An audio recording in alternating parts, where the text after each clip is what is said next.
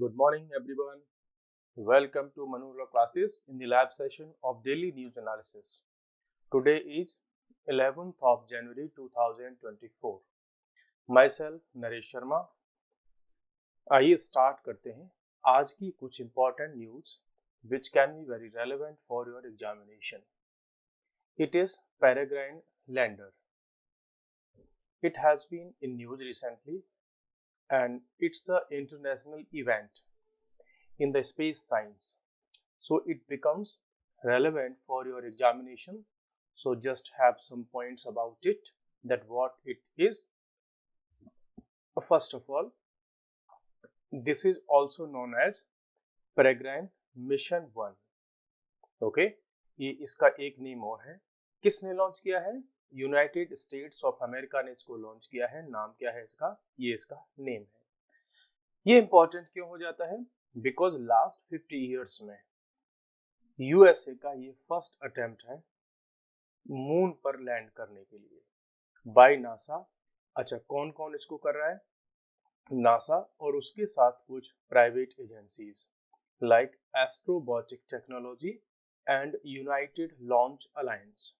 These are the parties who are launching this mission 1, Peregrine mission 1. Peregrine lander की अगर हम बात करें तो it is expected to be one of the first American spacecraft to land on moon since the Apollo program, because after Apollo mission there has been no program, no space mission to launch to land on the moon. So this mission becomes important. It is expected to touch down a mid latitude region of the moon. Suppose this is moon and this mission is expected to land on around this region, that is mid latitude region.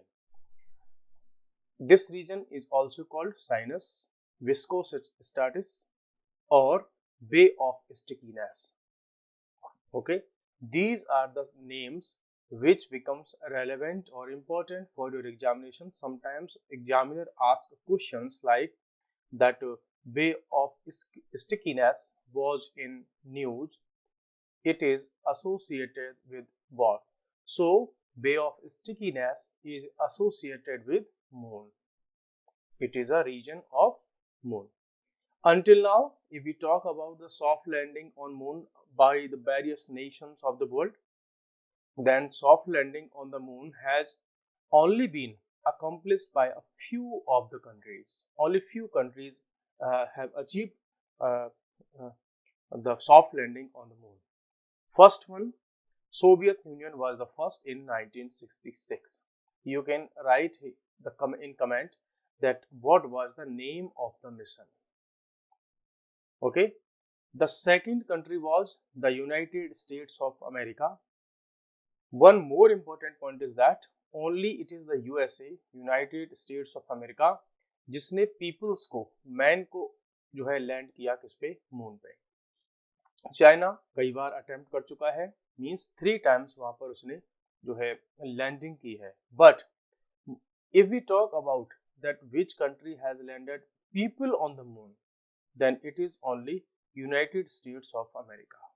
Okay, if we talk about India, then recently Chandrayaan mission 3, Chandrayaan 3, it is the most recent, means all over world की अगर हम बात करें तो सबसे recent में अगर moon पर किसी ने लैंड किया है तो इंडिया के चंद्रयान 3 ने जो है लैंड किया है ऑन इट्स सेकंड अटेम्प्ट. तो यहाँ आपके लिए क्वेश्चन और बन गया कि इंडिया ने कितने अटेम्प्ट्स में चंद्रमा पर, मून पर लैंड किया?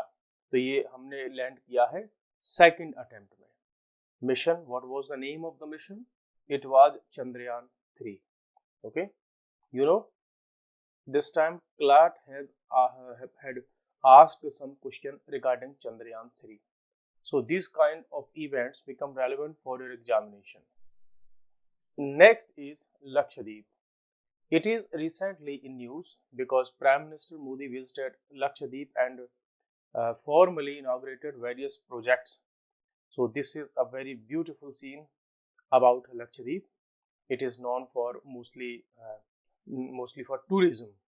Okay, now let's see it on the map of India.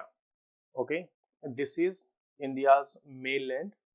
This is Thiruvananthapuram, capital of Kerala. This is Cape Comorin. Okay, now this is the Lakshadweep region. There are various islands on the union territory of Lakshadweep. Actually, it is around 9-degree channel. So let's understand some basic points about Lakshadweep. It is situated in Arabian Sea, that is in Indian Ocean. One more question can be asked, that Minicoy is near the 8-degree channel. Okay, 8-degree channel. This is 8-degree channel means latitude की बात यहाँ पे हो रही है. ठीक है. Now have some points. It is India's smallest union territory. So one question can be here, that India की सबसे the smallest union territory कौन सी है? तो it is union territory of Lakshadweep. It is an archipelago of 36 islands. 36 island का एक समूह है. Means archipelago means the group of islands. Group of islands is known as archipelago. और एक important point और हो जाता है कि there are only 10 islands जहाँ पर लोग रहते हैं जो कि inhabited है या populated है. Otherwise all the other islands of Lakshadweep are non-habited. The next is its southernmost island Minicoy is situated close to busy 9-degree channel, a critical shipping route. यहाँ इस रूट से बहुत सारा क्या होता है, ट्रेड होता है, शिप्स मूव करते हैं, तो इसके पास में क्या है, Minicoy. So this was the basic point. Next important, originally named Laccadive. इसका ओरिजिनल नेम क्या था, लकादीप, मिनिकॉय एंड अमनदीवी. बाद में इन 1973 इसका नेम चेंज करके लक्षद्वीप कर दिया गया. लक्षद्वीप का मतलब होता है 1 लाख द्वीप. ठीक है, lakh, 100,000. So this is the meaning of it. Primary economic activities की अगर हम यहाँ पे बात करें तो वो क्या क्या है. देखो, एक तो कोकोनट का कल्टीवेशन है, यहाँ से कॉयर का प्रोडक्शन होता है, कुछ एग्रीकल्चरल एक्टिविटीज होती हैं, फिशिंग एंड टूरिज्म, ये यहाँ के मेन इकोनॉमिक एक्टिविटीज हैं. Now we are going to move towards the next important news. This is D4 system. क्या है D4 system? What does it mean? It means drone, detect, deter, destroy. So 1 2 3 4 कितने D हो गए? 4 D हो गए. That's why it's name is D4 system. Now let's understand about it, that what it is all about. D4 is first indigenously developed anti-drone system. अभी तक हमारे पास क्या था कि जो ड्रोन्स आते थे, उन ड्रोन्स को कंट्रोल करने के लिए, टारगेट करने के लिए, उनको न्यूट्रलाइज करने के लिए, डिस्ट्रॉय करने के लिए हमारे पास जितना भी सिस्टम था वो सब कहीं ना कहीं से हमने इंपोर्ट किया था. But now this is first indigenously developed anti-drone system. It has been inducted in Indian Armed Forces में इसको induct कर दिया गया है. It has been developed by, this becomes some important question, that D4 system has been developed by which organization? So it is developed by Defense Research and Development Organization, simply known as DRDO. If we talk about its key features of D4 system, it can detect, ये किसी drone को detect कर सकता है, उसको track कर सकता है, उसके पीछे पीछे तक, उसको कहाँ जहाँ कहीं भी जाएगा उसको ट्रैक करेगा.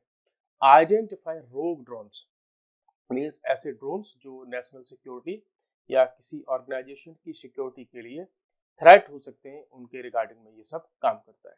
D4 system can instantly detect and jam, means suppose यहाँ से इस साइड से कोई एक जो है ड्रोन आ रहा है, तो उसको क्या करेगा, यहाँ से कुछ इलेक्ट्रोमैग्नेटिक वेव्स होंगी, रेज होंगी, वो उसको क्या करेंगी, इसको जैम कर देंगी। मींस इसकी जो फंक्शनिंग है वो क्या हो जाएगी, स्टॉप हो जाएगी। तो इसको हम कहते हैं सॉफ्ट किलिंग। ओके, तो जो माइक्रो ड्रोन्स को सॉफ्ट किल कर सकता है, मींस उसको फिजिकली जो है डिस्ट्रॉय करने की बजाय इट विल सॉफ्ट किल। ठीक है, next, use a laser based kill mechanism, है ना, टू टर्मिनेट टारगेट्स। और क्या कर सकता है, वहां से एक लेजर बीम निकलेगी, यहाँ इन सिस्टम से, और उस लेजर बीम से क्या हो जाएगा, वो उसको क्या कर दिया जाएगा, डिस्ट्रॉय कर दिया जाएगा। That is known as hard kill. So this system haves two options, number 1 soft kill and number 2 hard kill. Hard kill में इसको फिजिकली डिस्ट्रॉय कर दिया जाएगा, सॉफ्ट किलिंग में क्या होता है, उसका जो बेसिक सिस्टम है उसको एंड कर दिया जाएगा, मींस उसकी फंक्शनिंग को स्टॉप कर दिया जाएगा। It's just like jammers. You know what are jammers? जब किसी वीवीआईपी का जो है मूवमेंट होता है, सपोज दैट इंडियन पीएम ये कहीं मूव करते हैं, तो उनके साथ में एक व्हीकल चलता है, वो क्या होता है, जैमर होता है। ठीक है, उससे क्या होता है, मींस उसके आसपास की जितनी भी इलेक्ट्रॉनिक डिवाइसेस होंगी उनकी फंक्शनिंग ऑफ हो जाएगी। जहां पर जैमर होता है तो आपका मोबाइल हो गया, कोई रिमोट हो गया, है ना, वो सारे के सारे फंक्शन उसके स्टॉप हो जाते हैं। That is jammer system. Next one is Anil. Anil, it is recently in news. Why? Its full form is Advanced Nuclear Energy for Enriched Life. ये न्यूज में इसीलिए है, इसका फुल फॉर्म तो आपने देख लिया, इसका जो इम्पोर्टेंस क्यों है, इसका ये जो है न्यूज में क्यों है, बिकॉज ये डेवलप किया है क्या, एक मिक्स्ड थोरियम एंड यूरेनियम का मिक्स फ्यूल जनरेट किया है, डेवलप किया है, जिसको हम क्या कहते हैं, हलेव। It means high essay low enriched uranium. Why it becomes important? It becomes important because the enrichment levels in this fuel are up to 20%. Generally जो enrichment होता है वो मोस्टली जो न्यूक्लियर रिएक्टर्स के लिए होता है, it is up to 5%। Okay, तो इसमें क्या हुआ कि ये 20% तक हुआ। सपोज करो आपने इतना सारा यूरेनियम यूज किया या थोरियम को यूज किया न्यूक्लियर पावर रिएक्टर के लिए, और ये था 100 kg। आप समझिएगा इस बात को, 100 kg न्यूक्लियर पावर रिएक्टर के लिए क्या था हमारे पास में, यूरेनियम था, इसको यूज किया। अब इसका एनरिचमेंट कितना था, 5%। तो 100 का 5% इक्वल टू 5 kg। तो एक्चुअल में जो यूज होगा वो 5 kg होगा, बाकी 95% जो होगा, अर्थात जो 95 kg होगा वो क्या होगा, वो वेस्ट होगा। ठीक है, तो इस फ्यूल की वजह से क्या होगा कि अब जो वेस्टेज है न्यूक्लियर पावर रिएक्टर से, जो न्यूक्लियर वेस्ट निकलता है वो रिड्यूस हो जाएगा। मींस अब जो इसकी एनरिचमेंट है वो अप टू 20% होगी। तो न्यूक्लियर में जो यूरेनियम है या थोरियम है उसका यूज क्या हो जाएगा, इंक्रीज हो जाएगा, तो हमारी कॉस्ट भी रिड्यूस होगी। बाकी इसको हम डिटेल में क्लास में डिस्कस करेंगे। Next news is Blackfoot language. Okay, Blackfoot language है। अब आप सोच रहे होंगे कि सर ब्लैकफुट लैंग्वेज को हमको शो कर रहे हैं और यहाँ पर एक जो है ये लेडी को जो है हमने पिक्चर में शो किया है। ये क्यों किया अभी मैं आपको बताता हूँ। देखो ये है ब्लैकफुट लैंग्वेज, ये रिसेंटली न्यूज में रही बिकॉज क्यों कि एक इंटरनेशनल इवेंट हुई और इवेंट का नाम था golden globe awards. Okay, you know golden globe awards film industry में बहुत बड़े अवार्ड्स हैं, और एक महिला है जिनका नाम है लिली ग्लैडस्टोन। तो लिली ग्लैडस्टोन को अवार्ड मिला है कौन सा, गोल्डन ग्लोब्स। तो जब ये स्टेज पर आई तो इन्होंने अपनी मदर टंग में बात की। मदर टंग में बात की, और इनकी मदर टंग क्या है, ब्लैकफुट। इनकी मदर टंग का नाम क्या है, ब्लैकफुट, ब्लैकफुट लैंग्वेज। ठीक है, ये कहाँ बोली जाती है, यूएसए में ब्लैकफुट पीपल के द्वारा बोली जाती है, और ये एल्गोनोक्वियन लैंग्वेज है, और ये इंग्लिश और फ्रेंच आई उससे भी पहले की लैंग्वेज है। ठीक है, ये इसके अल्फाबेट्स हैं, जैसे के, का, मा, में, इस टाइप के ये इनके वर्ड्स हैं। तो ये एक्चुअल में यूएसए में बोली जाती है। यूएसए में जैसे मोन्टाना हो गया, अल्बर्टा हो गया, कनाडा वाला रीजन हो गया, तो वहां पर ये बोली जाती है। तो ये आप थोड़ा सा इसको ध्यान में रखें कि ब्लैकफुट क्या है, कि Blackfoot was recently in news. तो ये क्या है, तो ये एक लैंग्वेज है जो कि यूएसए और कनाडा के कुछ रीजन्स में बोली जाती है। Now, we are going to discuss another important news. Recently, Bhartendu Harishchandra, he was in news, and he born in 1850 and died in 1885. Okay, so let's understand some basic points about it. He was a poet, a writer, and a reformist. तो आपको ध्यान में रखना है, GK में India के जो top leaders हुए हैं, जो इंडिया के लिटरेचर में काम करने वाले बहुत सारे जो है रिनाउंड पर्सन्स हुए हैं, दे becomes important for your examination in general knowledge, that is a part of your static portion. Static current affair का आपका जो पार्ट बन जाता है स्टैटिक पोर्शन का जनरल नॉलेज में। तो ये एक राइटर थे और रिफॉर्मिस्ट थे, मीन्स उन्होंने सोशल रिफॉर्म्स में बहुत अच्छा खासा काम किया। क्या किया इन्होंने, ऐसा क्या किया, एक तो उन्होंने हिंदी लैंग्वेज को प्रमोट किया और रिवाइव किया। कैसे, बिकॉज जिस दौर में ये थे, दैट टाइम हिंदी लैंग्वेज को बहुत सारे लोग मीन्स डेनिग्रेट करते थे। हिंदी बोलने वालों की मीन्स एक बहुत इंसल्ट जैसी होती थी, बिकॉज इनके टाइम पर बहुत ज़्यादा पॉपुलर क्या थी, या तो इंग्लिश थी, because this was the period when colonial rule had been established.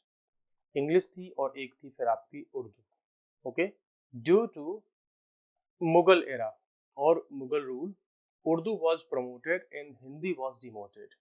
तो मुगल पीरियड में या जितना भी इस्लामिक रूल रहा, उसमें या तो उर्दू को प्रमोट किया गया, या अरबी को प्रमोट किया गया, या फारसी को प्रमोट किया गया। हिंदी को हमेशा क्या किया गया, डाउनग्रेड किया गया। तो ये जो व्यक्ति थे भारतेंदु हरिश्चंद्र, इनका एक्चुअल नेम क्या था, हरिश्चंद्र था, और इनको जो टाइटल मिला वो मिला भारतेंदु। ठीक है, अच्छा, इन्होंने और क्या किया, he is known as father of Khari Boli. ये क्या जाने जाते हैं, खड़ी बोली के फादर। कैसे, बिकॉज खड़ी बोली में इन्होंने बहुत सारी चीजें, बहुत सारे articles, essays, drama, poetry, novels, ये सब लिखे इन्होंने। किसमें, खड़ी बोली में। Now you can think that what is Khari बोली।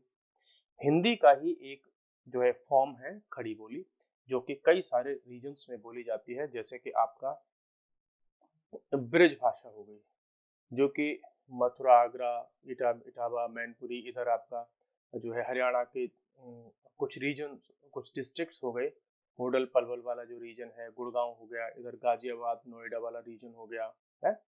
इस वाले रीजन में क्या बोली जाती है, खड़ी बोली जाती है। ठीक है, तो खड़ी बोली को जो है सबसे पहले अगर किसी ने स्टार्ट किया, जिसमें इन्होंने मीन्स बुक्स लिखी, नोवेल्स लिखे, बहुत सारी चीजें लिखी, तो इसलिए इनको माना जाता है द फादर ऑफ खड़ी बोली, खड़ी बोली के जनक पिता। One of the eras of Hindi literature is also known as Bharatendu Yug, means one of the eras. There have been various eras of Hindi literature. ठीक है, तो उन एराज में से एक एरा को हम भारतेंदु युग के नाम से जानते हैं। युग मीन्स यहाँ पर क्या है, एरा। ठीक है, तो और ये अपनी जितनी भी राइटिंग्स करते थे वो किस नेम से करते थे, रस के नाम से ये अपनी राइटिंग्स करते थे। इन्होंने बहुत सारे पब्लिकेशन बनाए, मीन्स पब्लिक जो है आर्टिकल्स लिटरेचर को पब्लिश किया, जिनमें से आपके लिए मैंने कुछ सेलेक्ट किए हैं which can be very relevant for your examination. First one was his journal Harishchandra Chandrika. Next was कवि वचन सुधा, ये बहुत पॉपुलर है, बहुत बार पूछी गई है, so keep it in it in your mind. इन्होंने ड्रामा लिखे, एक था Andher Nagari, if you can recall it, तो इसका पूरा नाम था अंधेर नगरी चौपट राजा, टकेसेर भाजी टकेसेर खाजा। ठीक है, अंधेर नगरी नाम का इनका जो ड्रामा था बहुत पॉपुलर हुआ। भारत दुर्दशा इनकी पुस्तक थी, एक ड्रामा था, ये बहुत ज्यादा पॉपुलर हुआ। इन्होंने उस समय की जो कॉलोनियल पीरियड में इंडिया की जो सिचुएशन थी, ठीक है, उसको बहुत अच्छे से लिखा कि इंडिया की क्या क्या सिचुएशंस हैं, क्या क्या प्रॉब्लम्स हैं इंडिया की कॉलोनियल पीरियड में। नेक्स्ट इनका जो ड्रामा था वैदिक हिंसा हिंसा न भवती, ये भी इन्होंने ही लिखा था।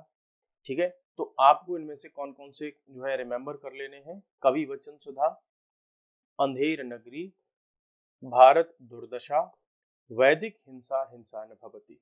You can expect such kind of questions in your CUET because this section sometimes asks about the personalities of India regarding the various important reformers. Okay, now I have selected some common abbreviations which you should know regarding the computer or IT.